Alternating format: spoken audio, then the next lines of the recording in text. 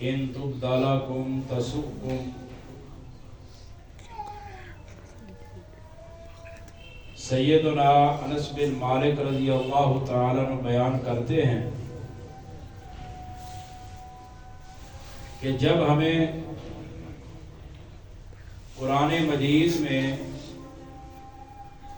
اللہ کے نبی صلی اللہ علیہ وسلم سے سوال کرنے سے منع کیا گیا کہ نبی صلی اللہ علیہ وسلم سے زیادہ سوال نہیں کرنا، تو ہماری یہ خواہش ہوتی تھی کہ کوئی اعرابی آئے، نبی صلی اللہ علیہ وسلم سے سوال کرے اور ہمیں دینی معلومات حاصل۔ تو کہتے ہیں کہ ایک دن ہم اللہ کے رسول صلی اللہ علیہ وسلم کے پاس بیٹھے ہوئے تھے، ایک بندہ آیا، کہنے لگا انا زمام بن ثعلبہ، میرا نام زمام بن ثعلبہ ہے، انا سید قومی، میں اپنی قوم کا سردار ہوں، اور کہا انا مشدد فی المسئلہ، اللہ کے رسول صلی اللہ علیہ وسلم سوال کرنا چاہتا ہوں لیکن سوالوں میں کچھ سختی ہو، پہلے ہی بتا دیا کہ میرا مزاج سخت ہے، اس لیے آپ میرا غصہ نہیں کیجیے گا، کچھ سوال کرنا چاہتا ہوں۔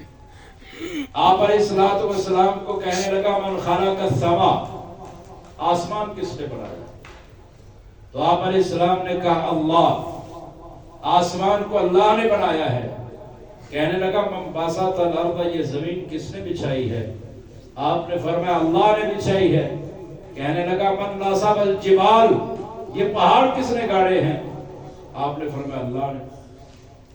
کہنے لگا آسمان پیدا کرنے والے، زمین بچھانے والے، پہاڑ گاڑنے والے رب کی قسم ہے، آپ بتاؤ کہ آپ کے قاصد نے ہمیں آ کر بتایا ہے کہ آپ اللہ کے رسول ہیں، کیا واقعی ہی آپ اللہ کے رسول ہیں؟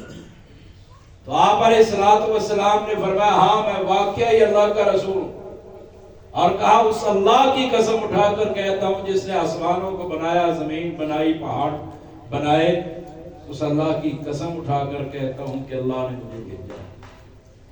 پھر اس نے یہی سوال کیا ان شرائط کے ساتھ، ان قسموں کے ساتھ، کہنے لگا کہ آپ کے قاصد نے ہمیں بتایا ہے، آپ کا ایک پیغام لینے والا ہمارے پاس آیا، اس نے بتایا ہے کہ ہمارے اوپر 5 نمازیں فرض ہیں، کہ آپ نے واقعی یہ بات کی؟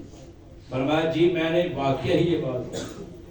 پھر اس نے روزوں کی بات کی، زکوٰۃ کی بات کی، حج کی بات کرتا ہے۔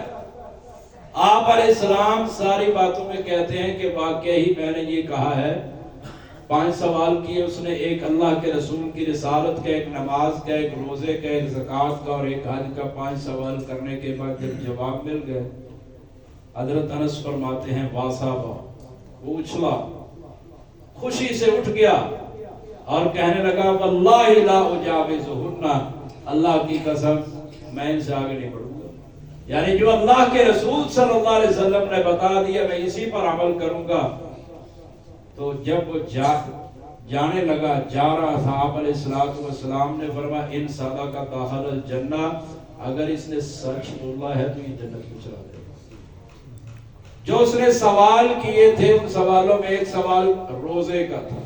میں نے کل بھی روزے کا تذکرہ کیا کہ رسول اللہ صلی اللہ علیہ وسلم شعبان میں کثرت سے روزہ رکھا کرتے تھے، کثرت سے، اور روزہ رکھنے والے کو اللہ کے رسول صلی اللہ علیہ وسلم نے جنتی قرار دیا ہے۔ بخاری مسلم کی روایت میں طلحہ بن عبید اللہ رضی اللہ تعالیٰ عنہ کی روایت میں یہ بھی ثابت ہے کہ آپ علیہ السلام نے روزہ رکھنے والے کو کامیاب قرار دیا۔ تو شعبان کا مہینہ بھی ابھی جاری ہے، اس میں بھی کثرت سے روزے رکھنے چاہیے، اور رمضان المبارک کا مہینہ بھی آ رہا ہے، اس کی خصوصی طور پر ہمیں تیاری کرنی چاہیے۔ اللہ تعالی ہمیں عمل کی توفیق عطا فرمائے۔ سبحان ربک رب العزت عما یصفون وسلام علی المرسلین والحمد للہ رب العالمین۔